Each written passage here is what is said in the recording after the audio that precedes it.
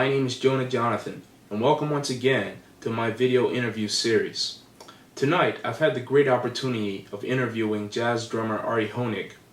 Ari Hoenig is really known for being a unique drummer, and he's really a great band leader, and he's known for really changing the time and time signatures while he's playing and really doing some unique stuff. And I got the unique opportunity to interview him right after his gig at Smalls Jazz with his quartet, and I really think you guys will enjoy this interview because Ari is really open and talking about his coming up and staying true to his music and some of the things that he really wants us to talk about. So I think you guys will enjoy it, and just make sure you please subscribe to this video interview series and leave comments. Let me know if you have any requests of musicians that I should interview, and please just continue watching. Alright, ladies and gentlemen, tonight I have the great privilege of interviewing jazz drummer Ari Hoenig.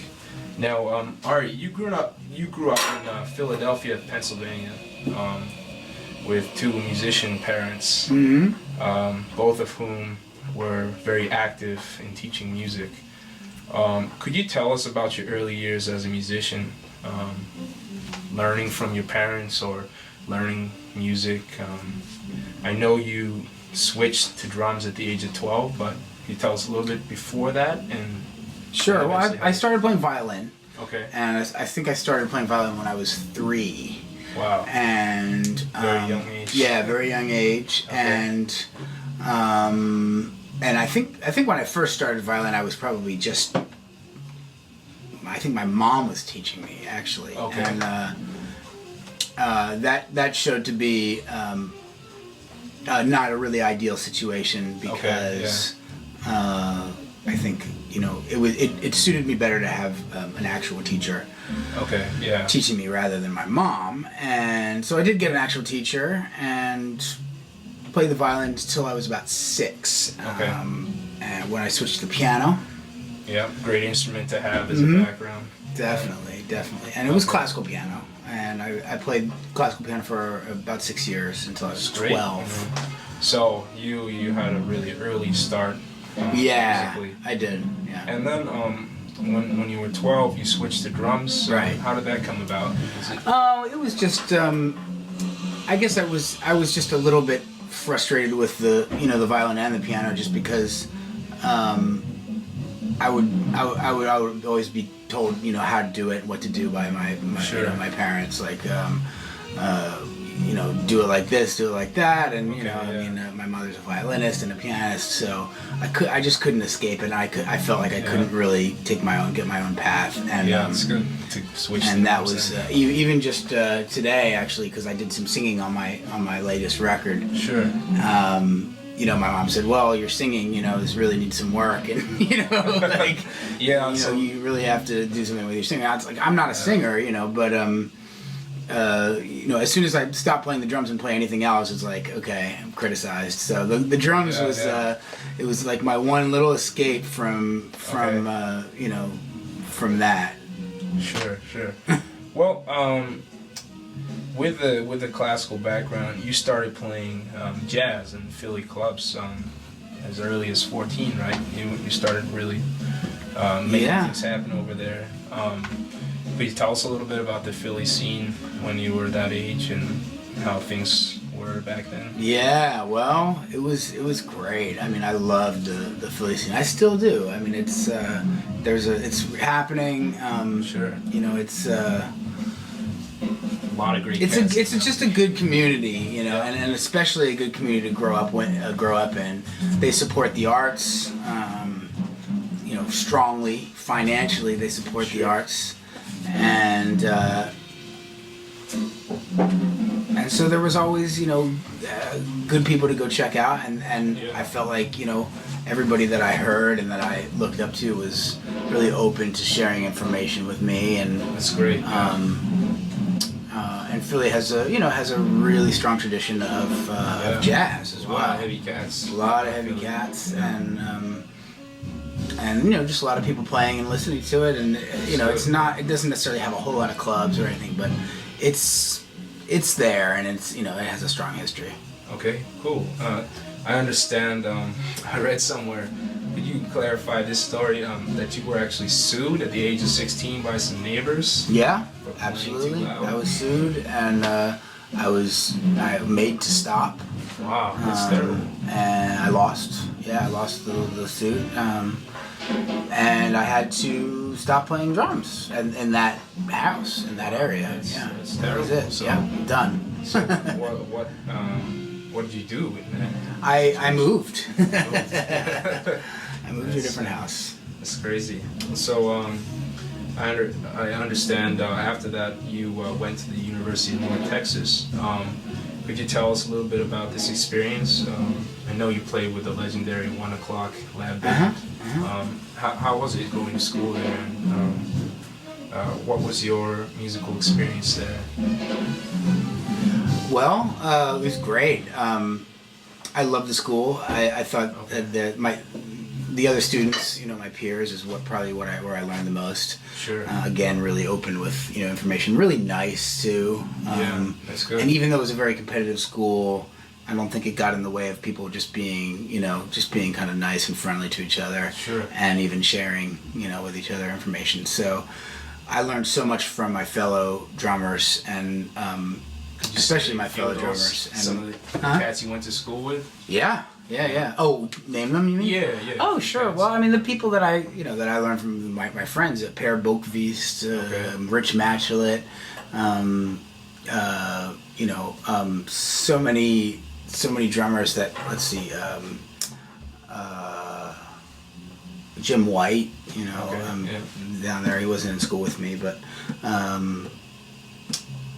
I mean, honestly, like, I got something from everybody. That's great. And, there were people that, everybody had some kind of an interesting thing, some strong thing that they could do, and I couldn't do, and I just picked up something from everyone, and... That's the way to go. Yeah. So, it was a great school. Plus, the teachers were really good, and, I just liked the weather, and I liked the vibe. It's good, yeah. So it was a good escape from your unwelcome neighbors in Philadelphia. Yeah, I mean, I loved Philly and everything. It didn't have anything to do with Philly. It was just the neighbor thing was just a bad situation. Sure. Yeah. So I was sad to leave Philly, but it was bottom line, it was a good school, and it was cheap. And I felt like it was going to be a good place for me to just shed and get better before I, kind of moved on with it. I think I knew that I wanted to go to New York too at some point. I really wanted to go to Manhattan School of Music at that time. Yeah. But that was a very expensive school even then, and even without a scholarship, I didn't get in. So I wouldn't. That wasn't really an option. So you came to New York in '95 and went to William Patterson University. Mm-hmm. Is that correct? We share the same same thing. I kind of wanted to go to Manhattan too, but it was just too expensive. So William Patterson is like a good deal for the people who are there. Who did you really study with over there? At William Patterson? Yeah. I was only there for one semester, so it was really brief, and I studied with John Riley, which is pretty much probably the main. I mean, there was two reasons I went there: to study with him, but also to just get close to New York. Yeah. Without actually jumping into New York. I can relate. Yeah, it's a little bit away from New York, so it's kind of an incubator. But even so, I ended up pretty much coming to New York every night, even from there, and. I mean, the school left a lot to be desired for me, coming from North Texas. Yeah. But I did have a few really good classes. That's good. It's really my lessons with John, and I had a really good arranging class too, which I wasn't ready for at all, but it was a very good class. And the rest, it was just I wanted to meet people, I wanted to play music, and that was the idea. So I ended up just going into New York and meeting people and doing sessions at that time anyway. Yeah. So how was it? How did you find work as a as a young drummer in New York? I understand you started working with organist Shirley Scott. Yeah, so Shirley's from Philly, so I started working with Shirley. And Mickey Roker actually was playing with her at the time, and he just, have you heard, Ari, and he pretty much hooked me up with her, and yeah, so I started playing with her a lot, some trio and some quintet with Tim Warfield and Terrell Stafford, which is such a good, it was a great experience. So you really just did a lot of networking in the sessions in New York. Yeah. And what were some of the sessions that you went to at that time? Really the first session that I think I came to was Smalls. Wow. Smalls and Augie's. Yeah. Okay. And what was it like back then as compared to now? It was a little more, I feel like now people are a little more friendly. Maybe that's just me, but I've also heard that from other people too. Okay. That the vibe is better. Back then the vibe wasn't very good, so it would be easy. It'd be easy even if you could really play. Cats would just they wouldn't give you any credit. Yeah. This is a and I didn't even. I would come to Smalls and I wouldn't even play. I wouldn't even play for the first 6 months. Yeah. I just came to watch, and it took that for me to get my confidence. Until I heard. Until I really could hear myself really sitting in. Okay. That's when I started to do it. Great. Yeah. So, in addition to working with Shirley Scott, you have now shared the bandstand with the likes of Joe Lovano, Jerry Mulligan, Pat Metheny, Dave Holland, and Wynton Marsalis. Could you tell us a little bit about what it's been like to work with those cats, such legends, and how it came about that you became such a sought-after sideman? Or yeah, I have to say that those people were all people that I've played with, but I don't really feel like any of them are people that I've developed a real relationship with. Sure. And I think for me, more importantly, are the people that are closer to me, that I play with a lot, that I've actually developed something really special with, even though they're not maybe as well known as those people. Can you tell us about some of those? For example, Jean-Michel Pilk. When I first came to New York, I met him, started playing with him, been playing with him ever since. Okay. It's just a really, really strong connection. The band that I have with him and Francois Moutin, which is called PMH, Pilk Moutin Hoenig, which is a co-led group now. Okay. And I also started working with a band called Jazz Mandolin Project, Kenny Warner, he's pianist Kenny Warner in his trio. Great book he has. And I think I developed something with him, Kenny too, that was also really strong, unique, and just played with him a lot, and definitely some other groups in that same way, but then starting my own groups too, and the band that I had like with Jacques Schwartzbard and Jean-Michel and Penman, which we played together a lot. So those were the people that I would really cite, like Tigran, Hamasi and Galad, Orlando, and these guys, like, for me are the ones that I would say that I really have a strong connection with. And bond, yeah. Yeah. Okay. So you are part of a unique list of drummers who are both composers, arrangers, and also band leaders. How did you first get into composition and working on composing? Because you have such a great volume of works.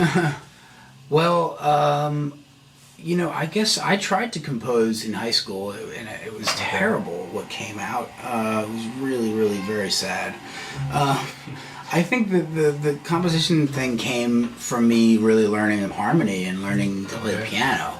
Yeah. And I took some piano lessons when I got to New York from Matt Ray. Okay. Who was a really great pianist I played with as well, but I also took piano lessons with him. That's good. And really improved my harmony, and from that just improved my writing. Okay. So after that, being a band leader made it not easier to write music, but I felt like my writing got better. Okay. It was getting slowly better, and it still is getting better. I mean, the writing. I'm still really feel like I'm very inexperienced as a writer, really. And I do leave a lot to my musicians to make what the tunes what they are. So I try not to write too much. Although sometimes I do write some things that are pretty constricting. Okay. But you come out with some great music, man. So thanks. I'm sure it's not all just about writing. It's all about the connection and the vibe. It's about the musicians, really. Yeah. I think so. Good. Moving on. You're really known for your unusual and intense approach to drumming, emphasizing complex rhythms and direct harmony with other group members. How did you really come about developing your unique style? Because you've been compared to be as influential as the drummers before you, as Tony Williams or Elvin Jones. How did you develop your style of drumming, and how did that come about? Well, I guess a certain part of me just isn't afraid to be me and to develop the ideas that I have that make me special or unique. So definitely like a lot went into me copying what other people were doing and have done. But I think when it all really comes down to it, sometimes I felt myself sometimes being hesitant to develop the unique ideas that I had in favor of copying what other people were doing, and then making that realization that actually my own ideas, my own unique ideas, are just as good as anybody else's ideas. They're just not as developed. And as long as I give it some attention, then I can make it into something strong. Sure. So I think that's really what it was, is that realization, and then just just forcing myself to do that. Yeah, that's great. That's one of the most important things in jazz, to find your own voice and to be known. Somebody could hear the radio and know that's you right away, and I think you really have that. And your band has a very unique sound that's pushing the limits of what is called jazz and pushing something new. So now moving on, I understand that you teach, at least from the research I've done. You teach at the New School occasionally, and also at Manhattan School of Music, and you also give clinics and lectures at music schools and universities worldwide. And you also write an educational column for the Modern Drummer magazine. So could you tell us about your current take on jazz education today? It's a very complex issue, but could you tell us about your experience as a jazz educator, and where school is now, and how it is for you teaching there? Okay. Yeah, I mean, I don't think I really have a take on jazz education. It's just it's something that I do to kind of supplement performing. Okay. For me, and I enjoy teaching. Both my parents are music teachers, so I guess teaching comes pretty naturally to me. Sure, it's in the blood. So I don't enjoy it as much as performing, but I do enjoy it. Okay. And as far as the state of education or jazz education, I mean, I don't really have much to say about it. I mean, I'm not so far into it that I that I really can form any strong opinions. I mean, I don't think there's anything wrong with going to school for music. I mean, it's I will say one thing that I chose not to get a degree from the music school that I went to, and the reason that I didn't want to get a degree, I did go for 3.5 years to school. Sure. And I realized that actually a lot of people are confusing getting a degree with some sort of accomplishment. Like, okay, I've accomplished something, I have a degree. And I just thought that was such a ridiculous thing, you know. I mean, the notion that somehow, you know, you've done something to get a degree. I mean, a college degree, I can understand, you know, you did something and it shows you that you've done something. But for me, it was so much more simple. It was like I was going to school to learn.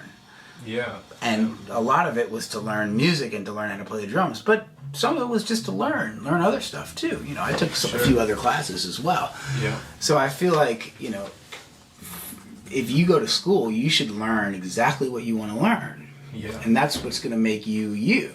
And there were a few things that were preventing me that you know, that they wanted me to learn that I didn't care to learn, for example, to get the degree. So I decided, okay, well, in that case, I'm not going to get a degree, and I'm just gonna I'm gonna keep it very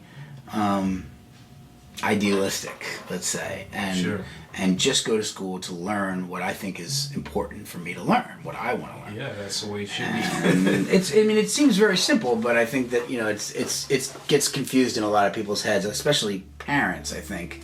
Yeah. My parents were very accepting of that once I explained it to them. You know, it made sense to them, but I think a lot of other people's parents are just like, no, like, we're sending you to school and you're getting the degree. Yeah, you know, like, I've been paying for your education for this long. Yeah. Like, let's see the degree.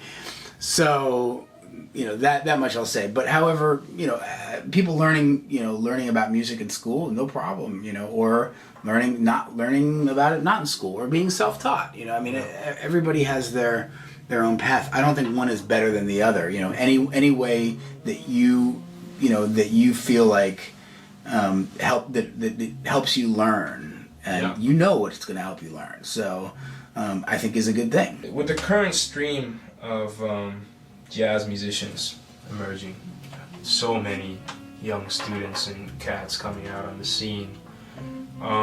What do you think about that? What's your take on that? That there's so many people coming out of school, the schools are just spewing out cats who maybe aren't even ready or deserving of the education. What do you have to say to that? What do you think could be a solution to that, or do you think it's a problem? Wait, I'm sorry. What the problem is? What schools are spewing out? Too many musicians. I mean, there's a consensus in New York that there's so many people coming out of school every year, and many of them either aren't deserving of their degree, or that they're just, it's kind of a cookie cutter being sent out of schools. Do you have anything to say to that? I don't know. That sounds like somebody's getting their gig stolen, and they resent it. Okay. You know, that's what it sounds like to me. I think that too many musicians. There's no such thing as too many musicians. That's true. Too much chocolate cake. I mean, like, what, you know, whatever, but that's not too many musicians. What do you mean, too many musicians? Musicians are a good thing. We want to have musicians deserving of a degree. Like, that just sounds like somebody resents, like losing work because of younger cats coming up, and that's just a fact of life. You know, that's what happens. There's new and better, and you know, I mean, it happens in every field, not just music, and that's you know, until you make peace with that, and you know, and learn to really dig it. I mean, for me, for example, like I would say that, you know, 80 or 90%, like, well, let's say 80% of the musicians that I'm listening to for inspiration are younger than I am. Okay. So, and that's, you know, and honestly, I'm 37, so it's been like that for me for a while. Maybe not that many, but I've been listening to musicians that are younger than me for a long time. Yeah. For inspiration. So that's just how it works. Yeah. Okay. Well, you know, speaking about this, and speaking about the way it works in other fields, the economic situation in the world today is really making it increasingly harder to be a musician. What do you have to say for a young jazz musician, about how to make things happen? Because, you know, there's so many constricting factors on development nowadays. What do you have to say to the young cats who want to really make this a career and really follow their passions? Lots of stuff. But yeah, I think if you have your mindset on it and you want to do it, it's doable. It's definitely doable. I think that I wouldn't discourage somebody today, that wants to become a musician, that's thinking, oh, maybe, I was once in high school and I was thinking, well, I realized that I wanted to be a professional drummer, musician, really, a drummer at age probably 17 or 16, maybe. I mean, I was playing before that, but then I started thinking about, well, what am I going to actually want to do?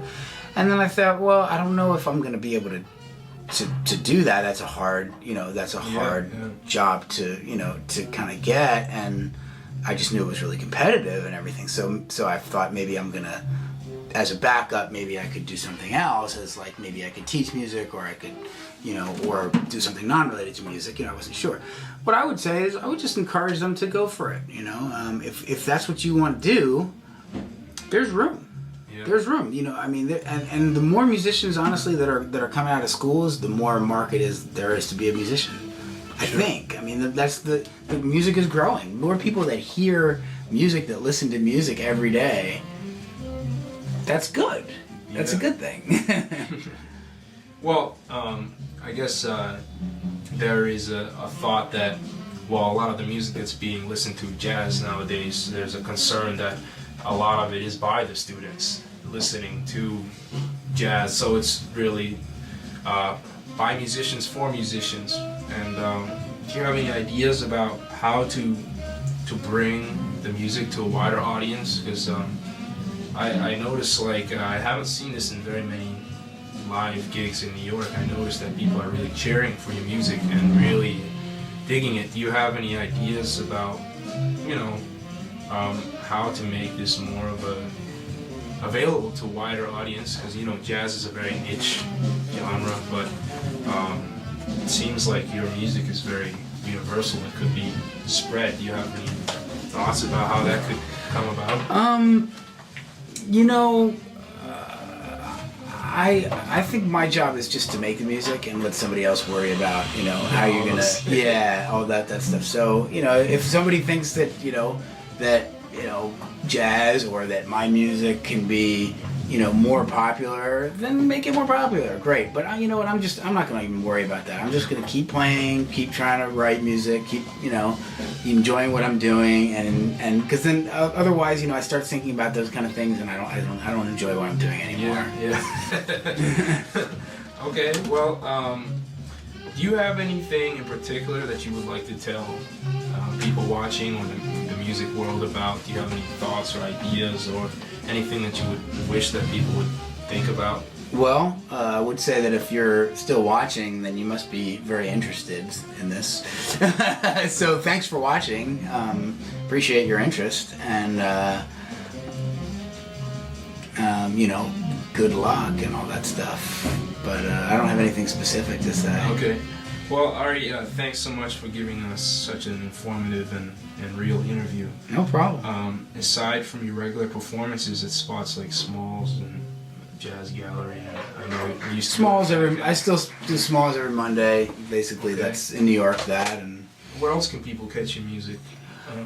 I mean, if coming to a town near you, hopefully. And a website for people. AriHoenig.com. Okay, great. Yeah. Well, Ari, thanks so much, and everyone stay tuned to check him out. Really great stuff. Yeah.